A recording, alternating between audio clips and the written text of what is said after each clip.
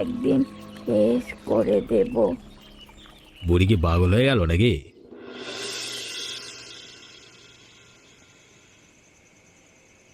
এত শীত যে আর সহ্য হচ্ছে না। দেখবে ঠান্ডায় জমে কবে আমরা মরে পড়ে আছি। আচ্ছা, একটা কাজ করলে হয় না?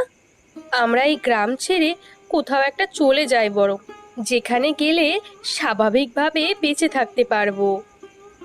কোথায় যাব? অন্য কোথাও গেলে যে আমাদের ভিক্ষে করে খেতে হবে। কিছুদিন পর তো এখানেও আমাদের ভিক্ষা করেই খেতে হবে। প্রচণ্ড শীতে ফসল আবাদিও তো ঠিক মতো হচ্ছে না। ভাবছি ছোটখাটো একটা ব্যবসা করব। কৃষিকাজ করে জীবন আর চলছে না। এদিকে শীতের তীব্রতা যেভাবে শুরু হয়েছে, রাতেও ঠিক মতো ঘুম হচ্ছে না। এই অভিশাপ থেকে কি মুক্তি পাওয়ার কোনো উপায় নেই? এইভাবে যে আর পারা যাচ্ছে না। আমাদের তেমন শীতের পোশাকও নেই। প্রচণ্ড শীতে রাতে ঠিকমতো ঘুমও হচ্ছে না। ওই যে যাদবপুর গ্রামের বুড়ি আছে, একমাত্র উনি চাইলে 2 গ্রামের মানুষ অভিশাপ মুক্ত হবে। উনি যদি মারা যায় তাহলে কি হবে? উনি মারা গেলে কোনো দিন আর এই 2 গ্রাম অভিশাপ মুক্ত হতে পারবে না। বুড়ি একদম সুবিধাজনক না।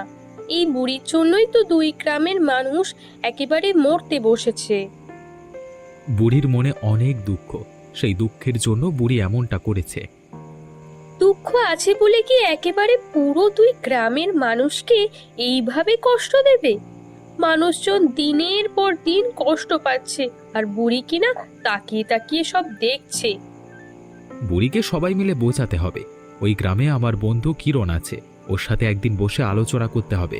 দুজন মিলে একদিন বুড়ির কাছে যাব।